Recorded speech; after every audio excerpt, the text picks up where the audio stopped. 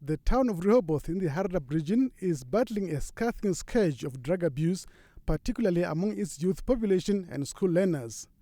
Representatives from the education sector and members of the Rehoboth Community Crime Prevention Unit, or RCCP, as well as councillors, converged to strategize around how to deal with the matter of drug abuse at the town. Dear leaders, I'm saying this to you. The problem is with the parent.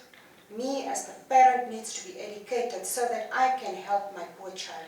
If the Minister of Safety, for instance, and the Minister of Education has to come together and look at how are we going to look at specific ways to reform this child and rehabilitate this child into becoming a productive citizen of tomorrow. So that is my worry. What are we doing with these children? Are we going to just throw them in jail?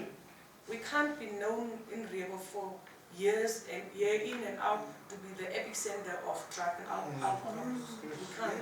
So I think it's now time that we should start fighting it. Like it was said in the beginning of the meeting, Rehoboth community must declare war on this drug and alcohol abuse in our town. Participants say it is painful to have witnessed Rehoboth's descent into an epicenter of the drug trade and consumption and promise to reverse this trend. Apart from drug abuse, participants further complained about GBV and prostitution involving children as young as 14 years, which is a serious concern to the community. But when I listen to the statistics given for November, then I'm worried. Because the two of them are telling me that we are losing the battle against the drug lords. And let's not focus only on the drugs. Let's focus on the alcohol abuse. Let's put them together. We are partners.